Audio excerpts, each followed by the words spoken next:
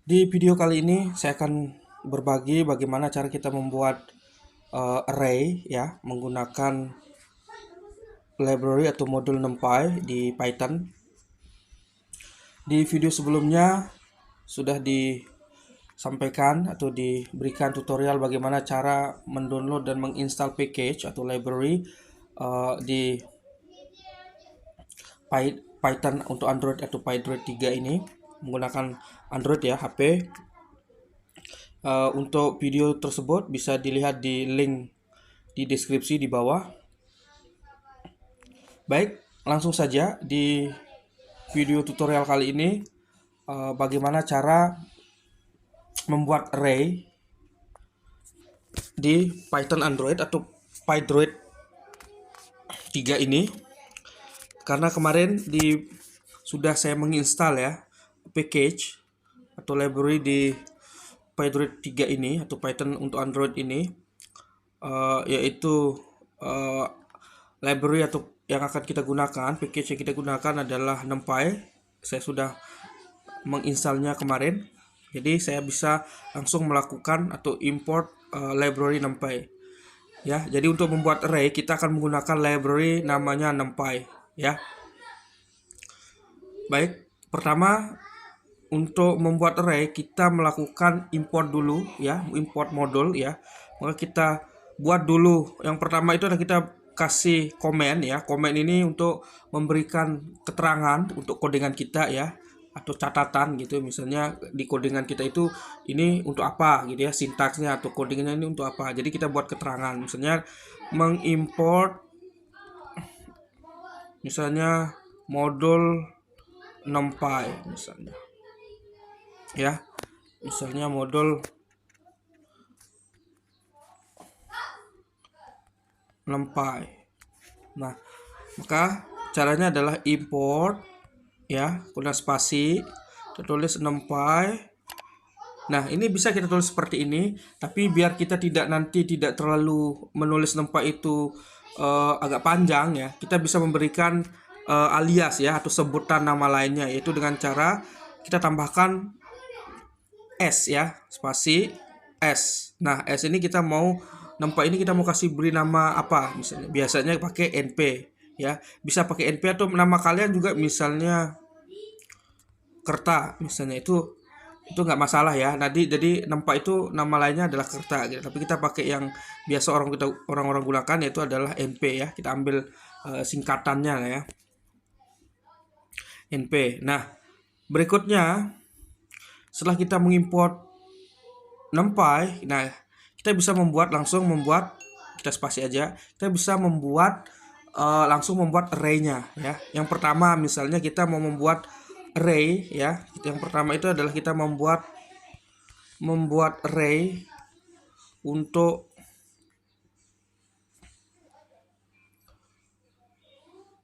nol dimensi misalnya ya, 0D, atau nama lain ini adalah 0D ini adalah tidak skalar gitu ya. Kita membuat misalnya, jadi 0 dimensi ini skalar ya, skalar kalau besaran ya, skalar, besaran skalar. Maka kita bisa buat, caranya adalah kita udah mengimport NumPy ya, maka tinggal kita buat misalnya apa, array gitu ya. Maka kita buat misalnya AR gitu misalnya ya, misalnya gitu, kita kasih 0D gitu ya, sama dengan gitu ya. Nah, jadi AR underscore 0D ini adalah nama variabelnya ya. Kita menyimpan nanti di variabel namanya AR underscore 0D. Nah, kemudian baru kita menulis array-nya. Caranya adalah kita tadi mudah mengimport NumPy ya, yang namanya aliasnya atau nama lainnya adalah np, maka cukup kita tuliskan di sini np. Kemudian, nah di dalam np ini, NumPy ini kan ada banyak sekali jenisnya. Di dalam ada array gitu ya, ada lainnya gitu. Maka karena kita butuhkan di sini adalah modul NumPy yang kita mau ambil spesifiknya itu adalah array itu sendiri, maka cara memanggilnya adalah kita kasih setelah np kita kasih tanda titik dot ya. Dot ini untuk memanggil spesifik dari modul yang ada di dalam NumPy itu sendiri. Nah, yang kita butuhkan adalah array-nya. Kita panggil array ya. Kalau kita butuh misalnya yang lain, maka kita np titik apa gitu ya, tergantung modul yang kita butuhkan. Kalau di sini di video ini saya membuat array saja, jadi saya butuhkan di dalam NumPy itu modul array-nya ya, saya panggil. Nah, kemudian saya menulis berapa, misalnya 32 misalnya. Ini hanya contoh saja ya. Nah, maka saya untuk mencetak atau ini untuk mencetak ya, mencetak atau memprint gitu ya, atau menghasilkan array-nya atau mencetak array itu kita bisa menggunakan print ya, fungsi print. Maka fungsi print buka tutup, kemudian kita tulis nama variabel tempat kita menyimpan array itu, yaitu arr underscore 0d ya. Nah, kita coba run ya, klik yang warna kuning ini. Nah, maka yang keluar itu adalah 32 ya. 32 seperti ini. Berarti ini codingan kita tidak error ya. Kalau misalnya kita mau nulis misalnya 100 ya, maka kalau kita run, nah maka yang keluar adalah 100 ya. Nah, sekarang berikutnya misalnya kita mau membuat yang apa namanya, kita mau membuat yang satu D-nya, satu dimensi gitu ya, array-nya gitu ya. Caranya sama ya. Kita tulis di sini caranya sama. Kita tambahkan saja ya, membuat komennya, membuat array satu dimensi misalnya ya. Caranya sama, kita anggap misalnya nama variabelnya arr underscore 1d gitu ya, sama dengan, nah caranya sama, np dot array ya, buka tutup kurung. Nah, namun di dalam buka tutup kurung ini, kita tidak langsung menulis angkanya ya, tapi kita perlu menulis tambahkan lagi buka tutup kurung square ya, atau square bracket ini. Nah, baru kita menulis angka yang kita inginkan, misalnya 1, kemudian untuk memisahkan kita kasih koma ya, 1, koma, kemudian misalnya 2, ini hanya contoh saja, 3, 4, 5 seperti itu ya. Nah, maka misalnya kita ini oke ya, baik. Nah, maka kalau kita mau menampilkan array-nya ya, caranya sama, tinggal kita ganti saja. Yang kita mau tampilkan di sini misalnya adalah kita mau printkan adalah 1D-nya ya, array 1D-nya, maka tinggal kita ganti sesuai dengan nama variabelnya ya. Nah, coba kita run. Nah, maka yang keluar adalah seperti itu hasilnya ya, 1 2 3 4 5. 1 2 3 4 4 5.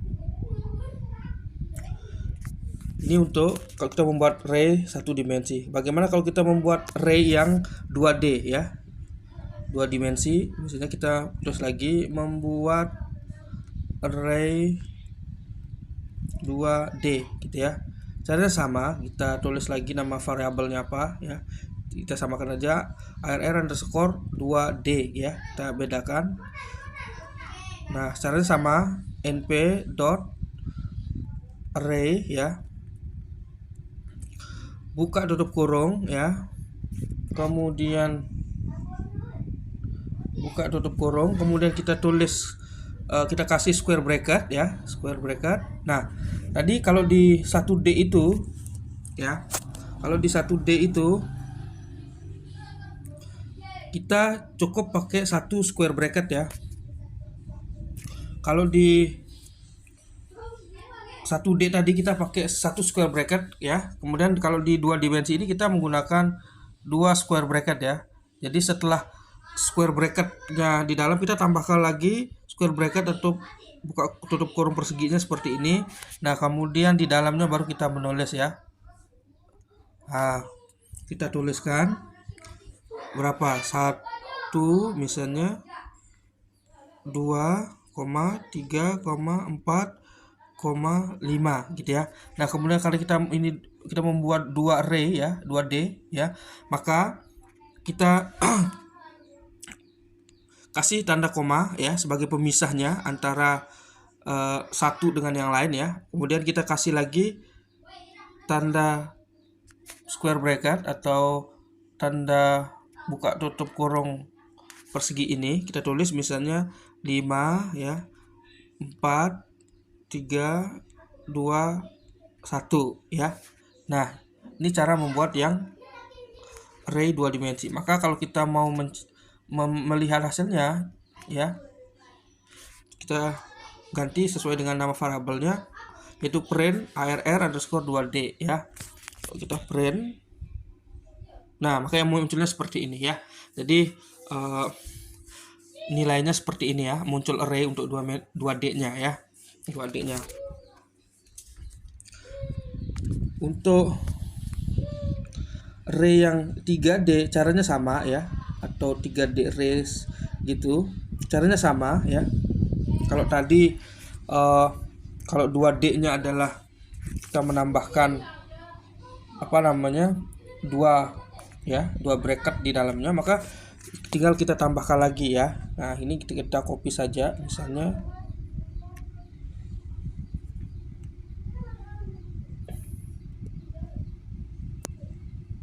Nah, kita copy saja misalnya yang ini ya, kita copy di sini misalnya, membuat array 3D ya, 3D. Oke, jadi kita pastekan di sini. Nah, maka kita menambahkan lagi square bracket ya. Kita menambahkan lagi square bracket. Kita tambahkan lagi, maka kita tambahkan aja di depannya ya, square bracket. Kemudian di sini juga di akhir juga square bracket ya. Kemudian kalau 3 dimensi maka kita tambahkan lagi ya koma ini untuk memisahkan, koma, kemudian kita tambahkan square bracket lagi 1, 2 untuk membuat array-nya ya. Oke. Nah, maka misalnya kita tulis 6, 7, 8 misalnya itu ya. Misalnya. Terus tapi kita tambahkan lagi misalnya 9, kemudian 10. Ya. Maka kita print ya. Kita print, maka kita print adalah yang 3D, ini kita ganti dengan 3 ya. 3. Oke. Maka kita hasilkan adalah, nah, seperti ini ya. Nah, seperti itu cara kita membuat array di Python untuk Android atau PyDroid 3 ini. Yang kita gunakan adalah modul yang namanya adalah NumPy.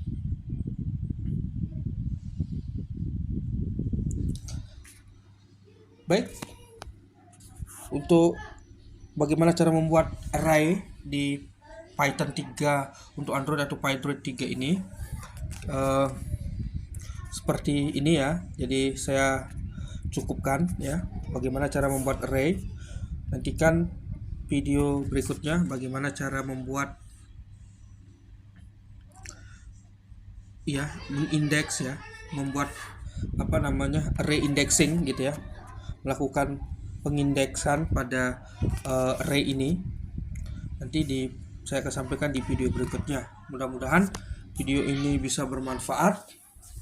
Jika bermanfaat, silahkan di subscribe atau dukung channel ini, semoga bisa terus berkembang. Terima kasih.